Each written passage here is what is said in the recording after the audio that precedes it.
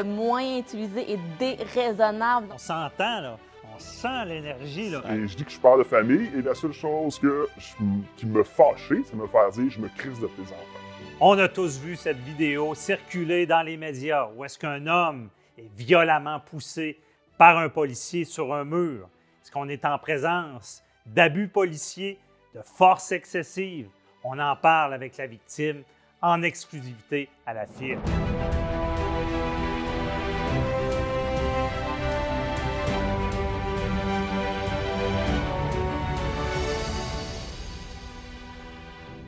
Je suis avec mon équipe de spécialistes, Maître Rim Affegrouche, qui est avec nous. Bonjour. Bonjour. Maître Jean-Paul Boily, notre généraliste. Bonjour à vous. Oui, bonjour.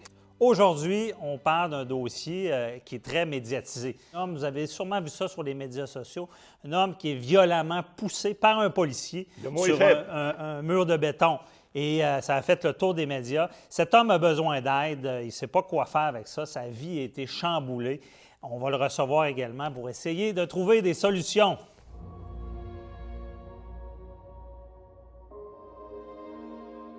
Vous avez vécu une agression par un policier, par l'autorité. Vous avez eu de graves conséquences par la suite. C'est la première fois que vous en parlez. Expliquez-nous, qu'est-ce qui s'est passé cette soirée-là? Un soir, on est allé voir un spectacle. On a décidé de sortir pour aller danser par la suite. On dansait avec un couple d'amis. Tout allait bien. Par contre, on ne portait pas le masque. Comme un peu tout le monde où est-ce qu'on dansait. À ce moment-là, en octobre, on n'avait pas besoin nécessairement... on ne savait pas qu'on était obligé de porter un masque pour danser. Bon, l'alcool était un peu la cause aussi.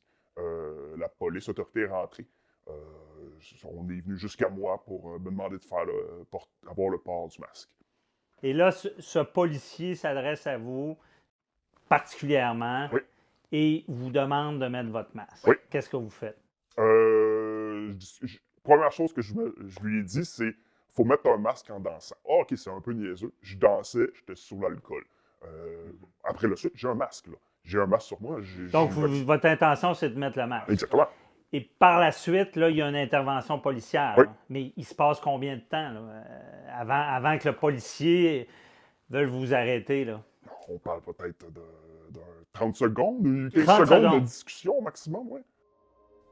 Bon, on arrête l'entrevue ici. Il faut éclaircir le fameux masque. Est-ce qu'on peut procéder à l'arrestation de quelqu'un s'il ne porte pas son masque? Écoutez, cet individu-là, il n'a pas tué personne. Là.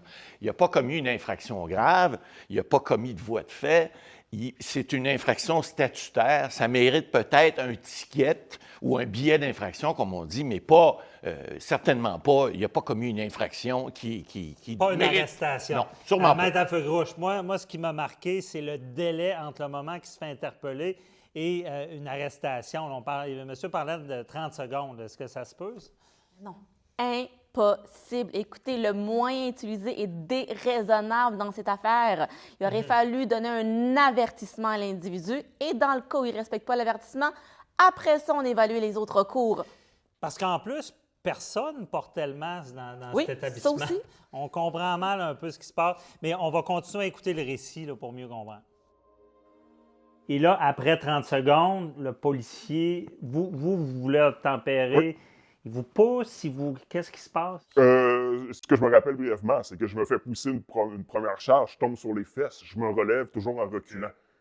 En reculant? En reculant. Et là, il y a... Est-ce que vous démontrez des signes d'agressivité vis-à-vis du policier? Non. Est-ce que vous semblez vouloir collaborer? Ben oui, mon but, c'est pas de me faire pousser par un policier, mettre mon masque. Là, à ce moment-là, vous ne comprenez pas ce qui se passe? Non, pas du tout. Notre invité ne semble pas comprendre pourquoi il est arrêté. Et là, on va simuler quelque chose. Un policier qui se ferait envoyer promener ou envoyer chier, excusez l'expression, est-ce qu'il aurait le droit d'utiliser une force? Non, là, écoutez, les policiers, à l'école de police, à Nicolet, qu'on appelle, ils sont formés pour pouvoir intervenir de façon raisonnable, même si les gens font des actes.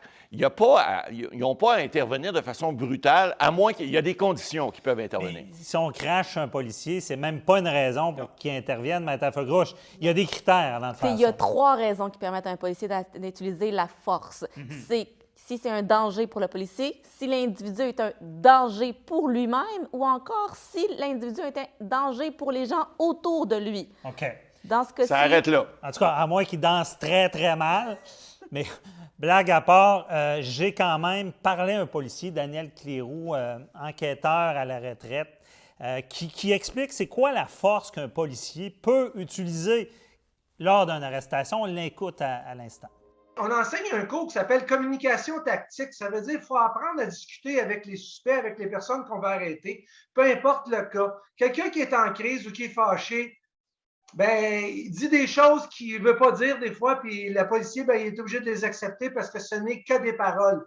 Fait qu'il faut être capable de prendre son temps, désamorcer la situation et, si c'est le cas, procéder à l'arrestation le plus doux possible. Mais là, parce qu'on s'entend qu'il y a une vidéo qui a fait le tour du Québec, on vous voit projeté sur un mur de béton violemment. Et expliquez-nous là, comment ça s'est passé. C'est par la suite de la première poussée que j'ai eue. Je me suis relevé et je vois les deux policiers me charger, en réalité, venir vers moi. Puis j'ai levé mes mains comme toute bonne personne qui ne veut pas se faire pousser et qui ne comprend pas trop ce qui se passe. En levant mes mains, c'est là que j'ai subi la charge, en réalité. C'est même plus une poussée, je ne sais pas pourquoi, tout gros qu'on me pousse. Là. La charge contre le mur. Parce qu'on voit le vidéo, là, on vous voit frapper violemment ce mur, on voit la tête et c'est là, vous avez subi des dommages. Exactement, avec l'impact du côté... Qu'est-ce que vous avez eu? Torsion cérébrale. Okay. J'ai perdu conscience, tout simplement. Là. Wow! Vous avez vu cette poussée violente. On s'entend, là. On sent l'énergie, là. On voit monsieur qui a les mains levées et qui perd l'équilibre et va frapper violemment sur un mur que je vous annonce est en béton. Il revole dans le mur. Pas conscience. Ouais. Je veux dire, c'est inconcevable pour un masque d'arriver là. Non, c'est clair. Puis on voit que l'utilisation de la force est excessive dans ce cas-là. Mm-hmm. Parce que cette force-là, on en a déjà parlé, mais je veux dire, il faut vraiment qu'elle soit justifiée, sinon c'est illégal là, ce qui s'est passé là. Et dans ce cas-ci, c'est illégal et non justifié. Mm-hmm. Mais, en tout cas, on continue parce qu'il y a un autre événement qu'on a constaté avec ce policier-là à l'extérieur. C'est là qu'on me passe les menottes. Probablement, je ne sais pas pourquoi qu'on me passe les menottes à ce moment-là. De toute façon, mais là, vous êtes inconscient. Exactement. Là, quand je me réveille, j'ai les menottes. Pourquoi que j'ai les menottes? Je suis dans un bar, j'ai pas de masque, je veux bien obtempérer. J'ai un passeport vaccinal avec double vaccination. Je sais pas trop ce qui se passe non plus. Mm-hmm. Et là, je crois que vous étiez avec votre conjoint. Oui, j'étais avec ma conjointe puis deux de mes amis. Et eux, est-ce qu'ils tentent d'intervenir avec les policiers? Ils ne comprennent pas ce qui se passe? Ben, ma conjointe, une de mes amies, tente d'intervenir. Et, en parole? En parole. Et mon autre ami qui est subjugué à côté, qui était là tout le long, qui ne comprend pas du tout ce qui est arrivé. OK. Mais les policiers les repoussent pour pas qu'ils soient autour de moi. Mais là, une fois qu'on voit, là, vous n'êtes pas de menace, là, ça continue dehors. Là. Oui, exactement. En sortant, on m'amène jusqu'à la voiture. On me traîne jusqu'à la voiture. On me dépose sur le coffre de la voiture. Et c'est là aussi que ça rentre en compte que je dis aux policiers que je suis père de famille. Simplement, c'est pour prouver que j'imagine une bonne personne aussi. J'ai 2 enfants, je suis un professionnel, tout va bien dans ma vie. Pourquoi je me fais passer les menottes? C'est correct que je dansais pas de masque. Je pense pas que ça mérite jusqu'à là une brutalité comme ça. Mm-hmm.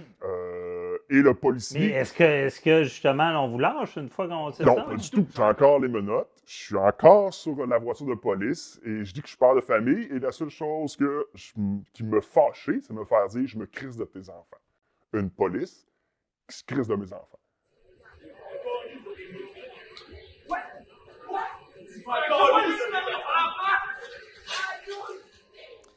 Désolé pour les oreilles sensibles.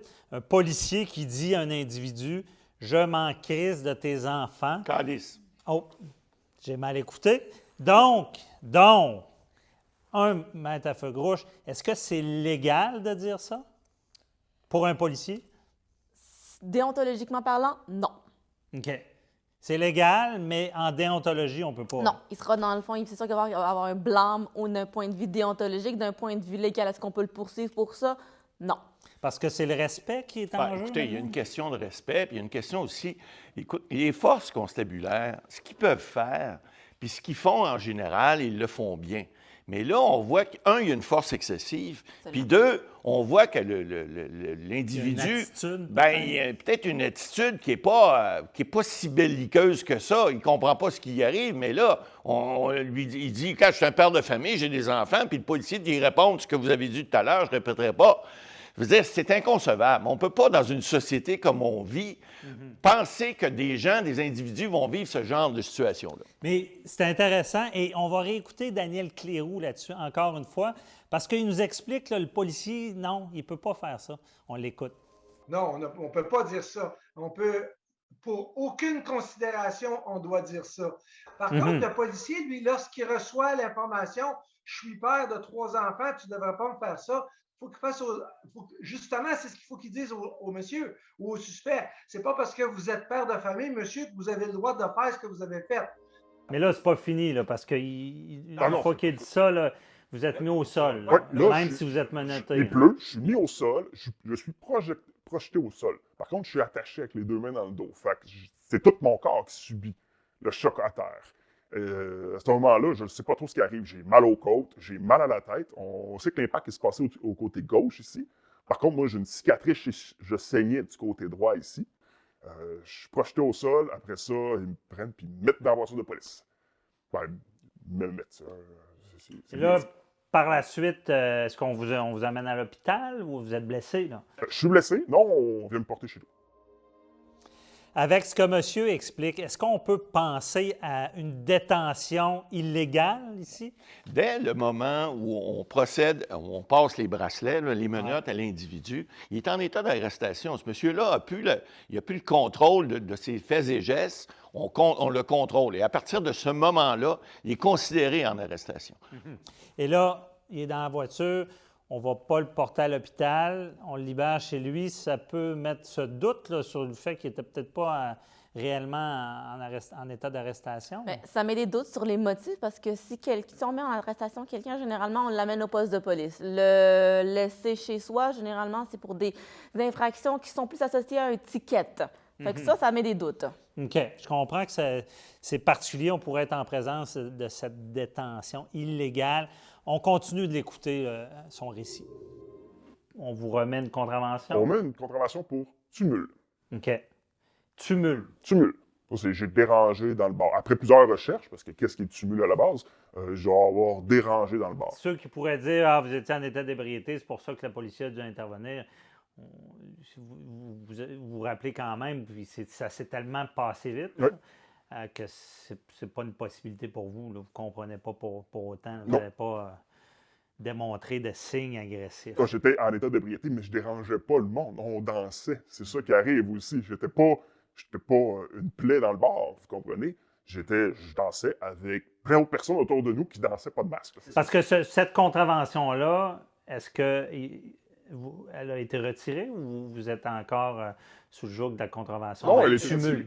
Elle était retirée. Okay. Oui. Donc, l'événement qu'on vous reprochait... Il n'est plus reproché. OK. Donc, contravention. Non, exactement. Donc, selon la loi, j'ai plus de contravention. Donc, l'arrestation n'avait pas eu lieu. Mais êtes-vous fâché de cet événement? Ah, vraiment. Ça me met en fusil parce que maintenant, je ne peux plus faire les sports que je veux. Je ne peux plus travailler comme je travaillais avant. Je perds l'argent continuellement.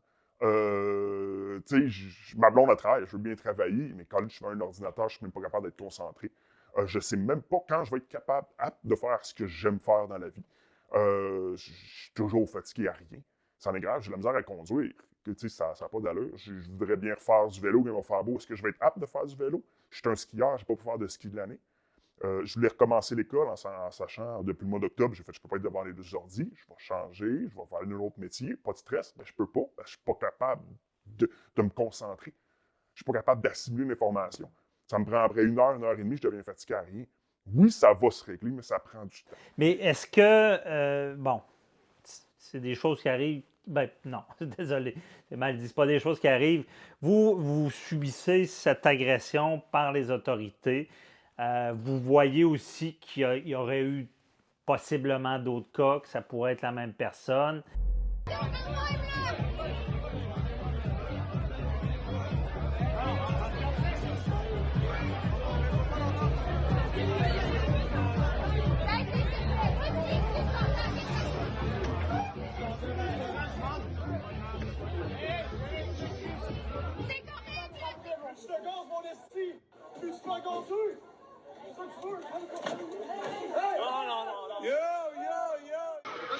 La vidéo s'est répandue comme une traînée de poudre sur les réseaux sociaux. Un adolescent mineur est arrêté par des policiers de Québec sur la Grande Allée. Il est roué de coups par l'un d'entre eux. Il reçoit ensuite de la neige au visage. Évidemment, est-ce que vous avez eu peur pour votre vie, votre santé? Vous vous rendez compte que vous ne pouvez plus travailler de la même manière? Est-ce que maintenant, vous pensez à poursuivre le policier ou la police là, pour ces événements-là? On y pense. On y pense fortement. Parce que qu'est-ce que vous voudriez faire? Qu'est-ce que vous voulez suite à ça? Avoir justice. OK. Parce que, justement, dans ce processus, est-ce qu'il y a un processus de guérison qui s'entame? Est-ce que c'est... Bien, on est dans un processus de guérison. On essaie d'aller voir tout le monde. Ce qui est très difficile, c'est que faut que je raconte mon histoire à chaque personne que je rencontre. Et c'est difficile pour les personnes de prendre position. Je suis comme un peu une patate chaude dans le système, parce que le monde ne veut pas prendre position, parce que je suis contre l'autorité.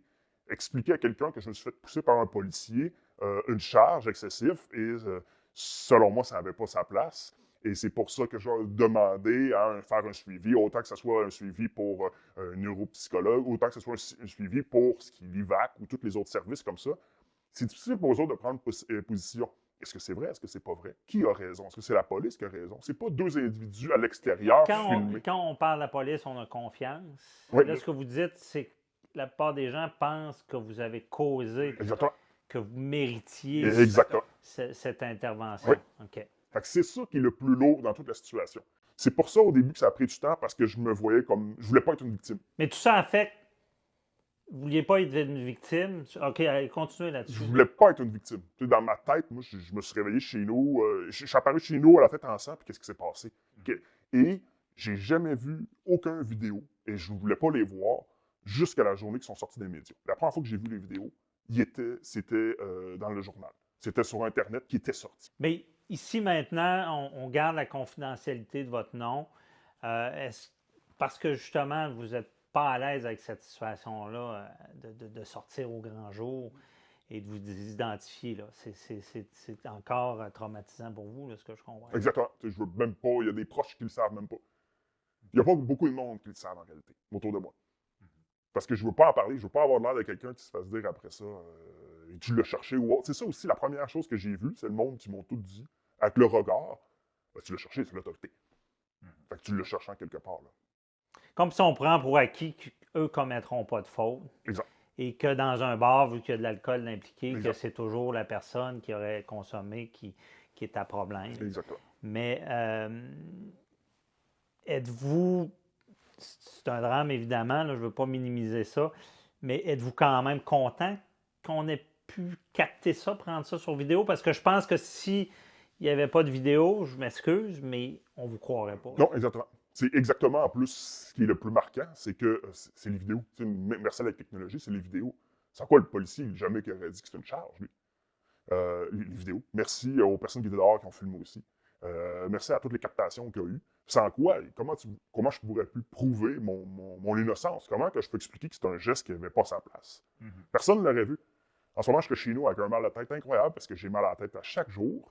J'ai de la misère à voir. Il faut toujours que je porte des lunettes de soleil. J'ai des lunettes exprès pour essayer d'être juste lire sur un écran un peu. Je ne suis pas quelqu'un qui est sur les réseaux sociaux nécessairement, mais je capote quand j'ouvre mon cellulaire parce que la lumière est trop forte. Tout ça vient en compte dû à un impact comme ça. Merci. Ben, il y a une force. Parce que, bon, je suis avocat, je peux vous dire, le policier a le droit d'utiliser une force, mais pas une force excessive. C'est sûr que la vidéo, où est-ce qu'on voit voler sur le mur, c'est inutile comme force pour un policier. Et dans votre dossier, le temps, quelques minutes pour une intervention, c'est difficile à comprendre. Évidemment, on ne souhaite aucunement qu'au Québec, les policiers utilisent ce genre de force lorsque leur vie n'est pas menacée ou qu'il n'y a pas une nécessité.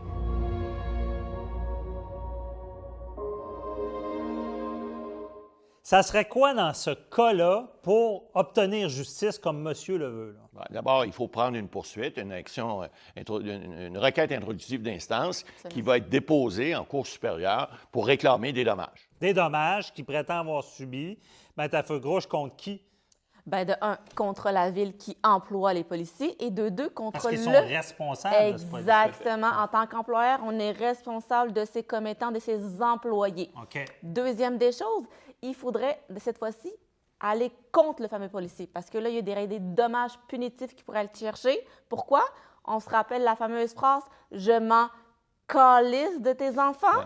Écoutez, c'est vraiment de la nuisance, de la malveillance. Ça mérite une punition. Absolument. Donc, les dommages punitifs sont tout à fait appropriés dans ce cas-là. En plus des autres dommages qu'on pourrait évaluer, je ne sais pas si vous avez vérifié la jurisprudence, mais il y a certainement des dommages importants. Oui, et là, tout le monde se pose la question, combien ça vaut, ce genre d'action-là Écoutez, par un au niveau policier? de la jurisprudence au Québec, on le sait, on n'est pas aux États-Unis, donc on peut y aller à partir de 90 000 et plus.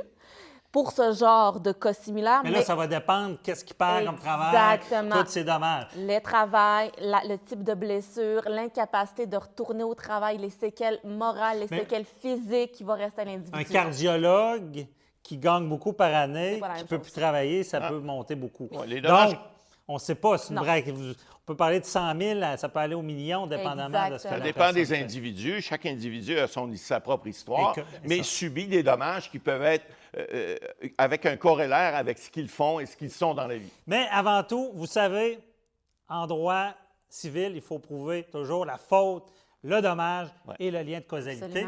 Absolument. C'est ce qu'on va vérifier, comment on peut prouver ça. C'est ce qui conclut notre cause, le récit de monsieur. Et là, on veut l'aider. Mme Fegrouche, on va prendre les procédures adéquates. Maître Boily, une chance qu'il y ait une vidéo aussi. Bien, heureusement. Souvenez-vous, le policier à Montréal, l'individu qui était... Monsieur Camara. Bon, souvenez-vous de ça. Il n'y a pas de vidéo, ce gars-là. Il sera probablement encore en prison. Alors, aujourd'hui, on a une preuve, comme je l'avais dit, à faire. Et heureusement, on a ces vidéos-là qui vont aider beaucoup pour faire une preuve en cour supérieure dans un dossier comme celui-ci. Parfait. Je suis persuadé qu'on va pouvoir l'aider. On va voir si vous obtiendrez justice dans ce dossier-là.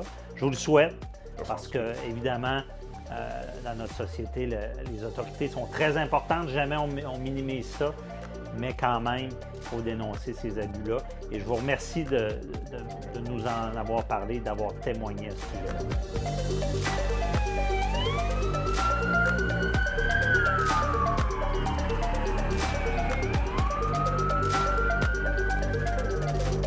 Vous vivez une injustice, vous avez des questions de droit, écrivez-nous à info@lafirme.tv ou appelez-nous sur notre boîte confidentielle au 1-844-425-0417.